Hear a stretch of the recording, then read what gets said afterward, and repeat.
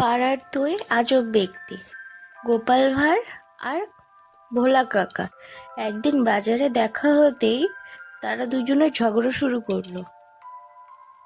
গোপাল বলল, শুনেছিস ভোলা, আমার বুদ্ধি নাকি এখন গ্রামের সেরা।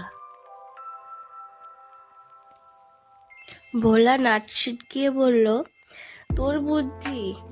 আরে তুই তো গতকাল ছাতা নিয়ে রোদে বের হয়েছিলি। গোপাল গম্ভীর মুখে বলল, তা ঠিক, কিন্তু বৃষ্টি এলে আমি ভিজিনি। ভোলা বলল, বৃষ্টি তো আসেইনি।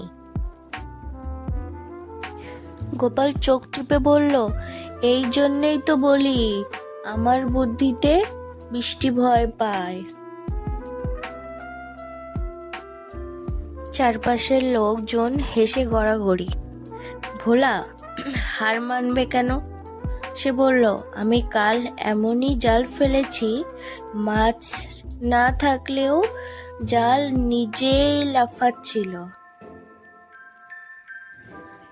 গোপাল বলল, ওটা জাল না, তোর পেটের শব্দ। এবার ভোলা রেগে গিয়ে বলল, চল বিচার হোক, যে বেশি বুদ্ধিমান সে আজ চা খাওয়াবে। শেষে দুজনেই এত তর্কে জড়ালো যে কে জিতলো কেউ বুঝলো না। কিন্তু চায়ের দোকানদার এসে হাসতে হাসতে বলল, আপনারা ঝগড়া করুন, বিলটা কিন্তু দুজনেই দেবেন। ঝগড়া থেমে গেল।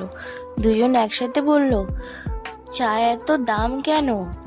গল্পটা ভালো লাগলে লাইক, কমেন্ট, সাবস্ক্রাইব করতে ভুলবেন না। ধন্যবাদ।